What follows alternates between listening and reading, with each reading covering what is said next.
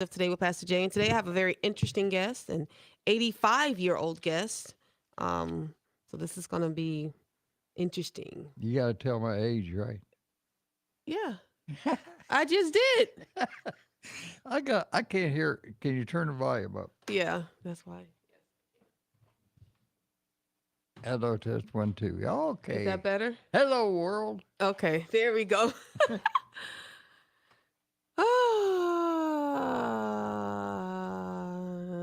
All right.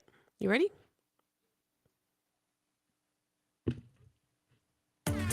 You are now tuned in to Today with Pastor Jay on WNZF News Radio, where we discuss inspiring and informative news. And now here's your host, Pastor Jerlyn Denny. Good morning, everyone. Wake up and good morning. And I love saying that because this is our early morning show, 8 a.m. And people have been up maybe just for a minute. Some have been up for 2, 3 hours or so. Not exactly sure, but I want to thank you all for listening in on today. I love having just different guests on the show every now and then. And my special guest this morning is none other than the unofficial mayor of the Mondex. That's what he's been named. The mayor of the Mondex, right? For those who don't know, Mondex is in the county of Flagler County. It's in Bunnell, not in the city limits, outside the city limits. And it's where all the farmland is and all kinds of stuff going on over there. It's a place where you probably could bury a body and no one will find out for many years.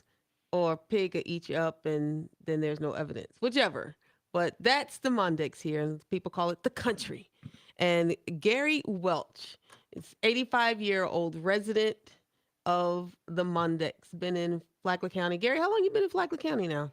About 28 years. 28 years you've been here. So how did you get the title or the unofficial title of the mayor of the Mondex? I'm in ham radio, amateur radio, and a lot of my local friends are on the air and on radio and on the. We have each week we get together and have net controls and talks and shoot the breeze, and they just came up with the name of Mayor Mondex, and I said, okay. Okay. So 85 years young. That's something to be 85 and to live a lot. You were born in what, 1937, right? Yep. Where? Pinch, Pinch, Pinch, West Virginia. Pinch, West Virginia. So what was that like? Let's talk about 1937 and the early 40s or so. What was it like growing up in that era? Well, I can remember my grandpa hand cranking a truck to start it. Okay. And we lived, poor. We were, in fact, I stayed for a while with my aunt and uncle who lived in a converted barn that they took and cleaned the barn up and made a house out of it. And it was, we were poor, but, we didn't know it. You, We were, until we got out in the world and found out that there's life out there. really? So what was that like? I mean, growing up poor, not knowing you were poor, and you say go out in life. When did you go out in life? Was that when you enlisted in the military or? I graduated in 1957, Elkview High School, and the next day I joined the Air Force.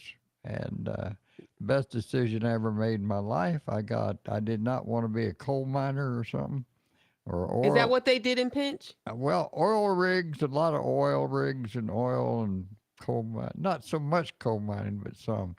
But we had a big family, a huge family, and you mentioned my age, 85. Used to go to West Virginia and we'd have big family, and I had a great family. I mean, they were so super, and we'd have big Sunday dinners and all that stuff, and I'd go up there and everybody get upset because I wouldn't come and stay overnight with them. And now Mm-hmm. with my age, I took my wife up to West Virginia, and we had to stay in a motel because there was nobody to stay with. They have all passed away. Mm, that must be interesting. Aging and getting older, and all your family members that you used to hang out with I have gone mean, on. close family members, and it's just sad and bad that I can't go up there. If I go up there now, I'd have to stay in a motel because there's nobody to stay with. And Mm. all my family, I got a cousin in Charleston, West Virginia. It's still alive, but that's it. Hmm. So let's talk about your time in the Air Force. What did you do in the Air Force? Well, Thank you for your service, by the way, because you're a retired Air Force. So, I'm a Vietnam veteran, mhm. uh, 20 years in the Air Force.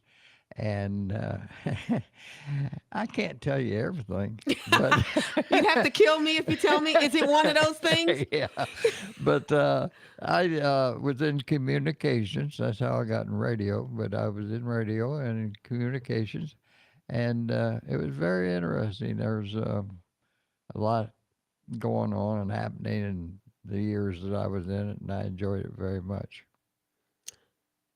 So, what was the most interesting thing you think you did in the Air Force? Vietnam, Okay. that that was quite interesting. I got orders to. I was in Albany, Georgia, Turner Air Force Base. I got orders to go to Vietnam, and they said Saigon, Vietnam, and I thought, oh, this is cool. I'll be in the NCO club with an AR-15 on each shoulder and a pistol on each hip and a Budweiser in my hand. And I got to Vietnam, and the first day they had a big get together, a big building, and everybody was in there, and they said, okay, and they had about 600 or 800 troops in there, and they read their names, and they said, you're going to maintenance, you're going to the supply, you're going to be a cook, and there was about 13 of us, and every time they came to us, they said, you're going to be a pack rat. Mm. And I said, okay. So after they started to break up, they said, everybody's excused except the pack rats. And they told us to get in a truck, a weapons carrier, and go down to the office. And we went down there, and there was a map on the wall, and it said Vietnam, North Vietnam, South Vietnam. And my name is Welch, Welch. The LCH was in North Vietnam, and that's the bad guys. Mm. And so then he said, go to supply. I said, what? So went up to supply, and the supply guy gave me a big duffel bag full of field gear, an M16, and a 38 special. Mm. I said, hold it. Wait a minute. Wait a minute. Where's my Budweiser? Maybe you don't, maybe you don't realize this, but I'm not Army Marine. I said on my patch on my shirt here it says U.S. Air Force. Uh huh. That's abbreviation for chicken stuff. And I said, he said, get your gear, get back down there. Next morning, I was in a helicopter going to the DMZ up at Dong Ha, Vietnam, and I was assigned to what they call bird dogs. It's a little Piper Cub airplane that is like what you see in Vanell here, the little Cessna single engine, two-seater, Mm-hmm. and, front seat, back seat. And I was assigned to that outfit, and we were out in the middle of nowhere, and what we did was we flew over the jungle at a low level, and they'd shoot at us. But where were you positioned? I was sitting in the back seat as an operator, Okay. radio operator. Mm-hmm. And not all the time I'd be assigned, certain things. There's lots of times I just volunteer. But they'd shoot at us, and I could look down actually and see the muzzle blast of the guns shooting at us. Mm. And thing of it is, when we saw them, we'd be only a couple 100 feet, 300, 400, 500 feet high, and That's low. yeah, very low, and we could see them. And when they shot at us, we knew where they were. And I'd get on the radio and call Da Nang or Saigon and get some F-18s or whatever it is. And about 5 minutes later, the world came to an end for the bad guys.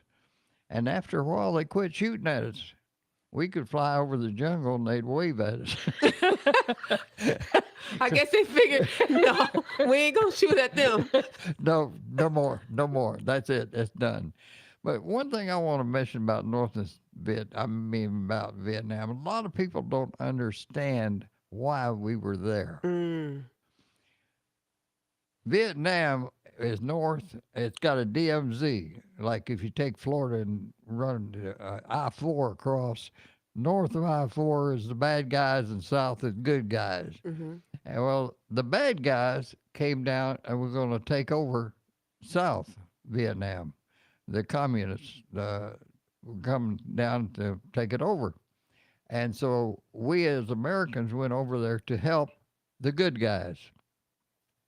And that's why we were there in Vietnam to try to help them. And you know how that came out. We did. So, Well, were you proud of what you did over there in Vietnam? oh, Lord. Yes, yes, yes, yes. Very much so. And Were you surprised at your reception when you came back, though, from the American government, and glad from you, the br- American people? glad you brought that up. They fly us back in a commercial aircraft, like American Mm-hmm. Airlines or whatever.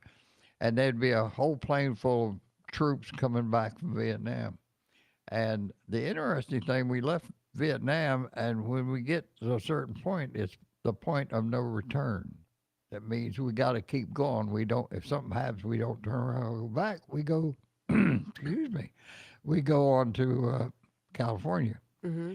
And when the pilot came on and said, "Gentlemen, we're past the point of no return," and there was screaming and hollering and all that. So it was when we got to California, landed Travis Air Force Base in California. I was in uniform. When I got in the terminal, I had to take my uniform off and put on civilian clothes so I wouldn't be spit on. Wow. Wow. And that was crazy. Now, so many people. It's okay. Whew, so many people say thanks for your service. All right. Well, we're going to take a break. We're going to come back and going to talk to the unofficial mayor of the Mondex, Gary Welch. You're listening to Today with Pastor Jay.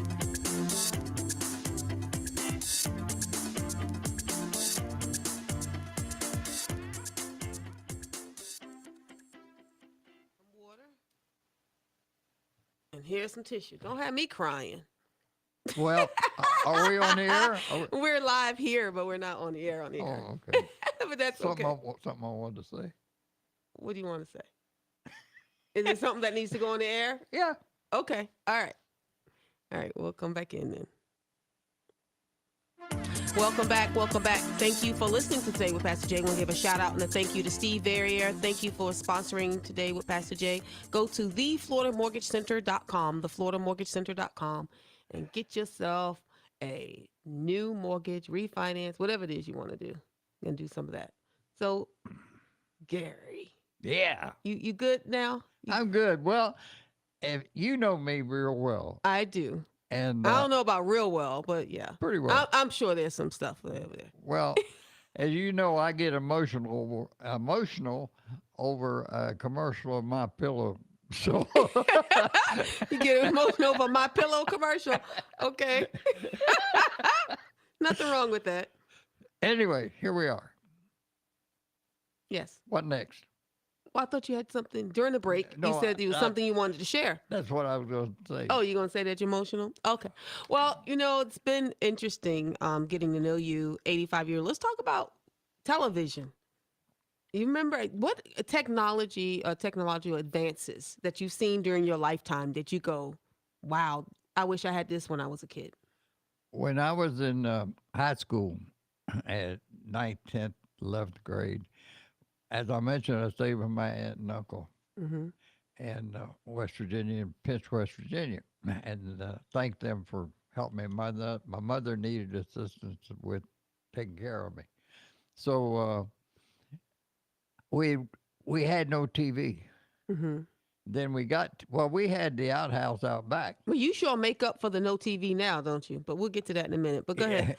Yeah, You had an outhouse in the back. Yeah, it was too cold in the winter and too close in the summer. But I my train of thought went. That's okay. You're allowed. But oh, TV. We had no TV, but then we got a TV, black and white, Ooh. and we used to watch the fights and boxing and all that stuff. And then TV, of course, progressed and where we are today. But at that time, we had no TV, and they only had three channels, I think, three or four channels that on. You go on TV, and they didn't have all the other stuff. Mm. So, what So, do you think about TV today? I mean, you can get thousands and thousands of channels. well, it's good and bad Okay. because good is all the news, excuse me, all the good stuff you can watch, and but there's so much stuff on that's not good, Hmm. and that's the best. I really can't answer that much. Over the years, I mean, you're 85 years young, right? Yeah. And you see yourself aging, you see yourself progressing, and you've already talked about how your family members have died out. How is that for you today? I mean, how do you keep yourself busy and occupied? I mean, do you run 5 miles a day or something like that? Uh, when I got out of the Air Force, I got into radio. Ah, okay. I was living in Port Orange, South Daytona, and all, and my objective was to go into radio and be a DJ. And that's first job I got was with Kingbird. A lot of people in the area know Kingbird, Mm-hmm. and this was back in 1977, Mm-hmm. 78 Okay. back, and we had the records where you sat as a DJ and you put the record on, took your finger and spun the record, Okay. and all that stuff, and got it going. And I got a lot of people knew me, and a lot of people maybe listening to know me, but I enjoyed it so much, and it was country music, and I went to a lot of the functions as a DJ in Nashville. Oh. And So you were like a little small time celebrity. oh, a Oh. little teeny small time celebrity, Okay. and I loved Nashville. Mm-hmm. It's been on my mind the last few days. I'd like to go up there because I'd go up for the DJ convention, Oh. and I met so many of the old time people, Okay. country singers. I interviewed them. I sat and So talked give me with some names of some of the people that you may have interviewed over the years. one of the nicest people was Conway Twitty Uh-oh. and Ronnie Millsap. He was doing the show, and I got to go up in his bus and sit and talk to him and interview him. And Ronnie is blind. Mm-hmm. He's also a ham radio operator. Didn't know that. Yeah, and when I walked up in the bus, he came over to shake my hand. And he said, "Good seeing you, Gary." Blind, but I thought that was so cool. And I said, "Ronnie, I understand you're a ham radio operator." He said, "Oh yeah, yeah." I said, "When you're on the radio talking to somebody in Kansas or California or whatever, do you tell them who you are?" And he says, "No." He said, I said, "You mean you're talking to Johnny Jones in California and he don't know he's talking to Ronnie Millsap?" Nope. Mm. But stuff like that. And Tammy Wynette was Ooh, my, Tammy Wynette. she was my favorite. And she was in Daytona doing a show, concert. And I was backstage and I talked to her manager and I said, "I just love her to death. She's my favorite." And he said, "Well, go back and talk to her." So I went back, sat and interviewed. I didn't interview her, I just talked to her. And when I was getting ready to get up, he said, "When you introduce her," because I was going to introduce her to the crowd, and he said, "Hand her the microphone." I said, "Okay." So I got out there and I said, "Ladies and gentlemen, the soul singer of country music, Tammy Wynette." And she came over, grabbed my microphone, and gave me a kiss. Oh, you probably ain't washed that side of your Oh, face. I still haven't. Um, and there was a race car driver. I heard a story that you had interviewed one time. I interviewed Richard Petty. Wow. I used to go with Bob Edwards. He was the news guy. I was the radio announcer.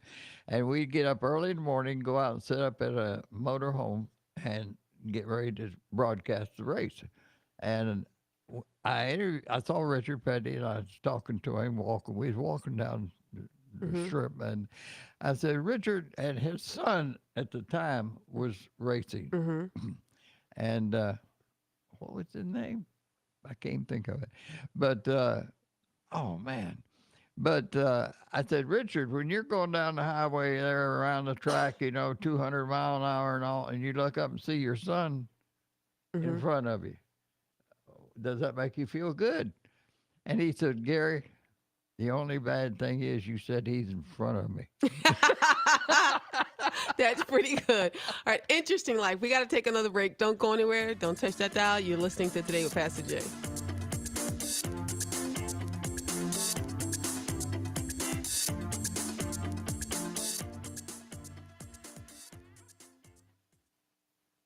How much time I got left? 3 minutes. Okay, we're gonna come back in and wrap up. All that's pretty good. You ready? Welcome back. Welcome back. Gary, I just can't thank you enough for coming on my show because you've led such an interesting life from growing up in Pinch and then going into the Air Force. And thank you again for your service. I know that touches your heart. And then being on the radio, I mean, country music, seeing some of the stars, and then, of course, being able to announce and do things at the Speedway. That must be for the races. That must be kind of interesting. So now here you are, fully retired, supposedly. You're 85 years young. You got a girlfriend? I wish. Anybody available? So you still on the market? I'm on the market. You're on the market. Now, I've been married, and my first wife was sent from heaven. Mm. And I had a son who is dear to my heart. And I love him very much. And my first wife, I screwed it up. You messed it up. I messed it up. Okay. And I've laid awake many, many, many, many, many, many nights saying, why did what? So you still searching for that kind of love? I don't know if it's out there. You don't know if it's out there? No, no, she was just an old Kentucky girl, Mm-hmm. and she was innocent, sweet, and I taught her how to watch football, and she got into the Miami Dolphins, and that's who I love, Miami Dolphins. But it was just, I got another real quick story, and it may have Sure. something to do with the Lord. Go ahead. In Vietnam, I was assigned, I'm going to try it, we only got a certain time. I was assigned to a week in an Army little outpost on a mountaintop. And I went out there to work radio for the guy. And while I was there, we had to stay in a bunker underground, and there was rats and all kinds of stuff. And I left there, and a few months later when I got back, that outpost was the one that the VC, the Vietnam bad guys, used their tanks for the first time, and they took a tank and set on top of that bunker and rocked it back and forth and caved it in. Wow. Another one was I was on the DMZ looking in an outpost looking over a little river to North Vietnam, and I left there. And a few months later, I read that the VC had overrun that outpost, and I thought, gee whiz, And then another incident, I was going to fly in a little bird dog plane that day, and a second lieutenant came up to me, a Vietnamese, South Vietnamese lieutenant, good guy, and he wanted to do some surveys and stuff. I said, okay, so he got in. 2 hours later, I helped carry his body out Wow.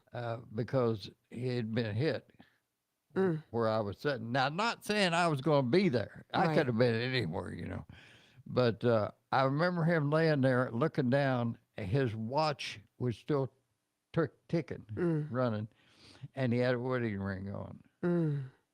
And I think the good Lord kept me around for some reason. Mm. He did. So you and I can meet. How about that? Yeah, that's why. That's why. That's why. That's why. Well, I want to thank you for your time and thank you for your stories. And I just pray that you continue to have a wonderful and prosperous life and that your latter will be greater. How about that? And we said we didn't think we'd have anything to talk about. You got plenty. All right, guys, you know what I say? Yesterday's gone. Tomorrow's not promised. What are you going to do today? Today, just take stock in what you have because tomorrow isn't promised to any of us. We don't know. We have no idea, but the Lord knows. Thank Him. God bless you and have a wonderful day.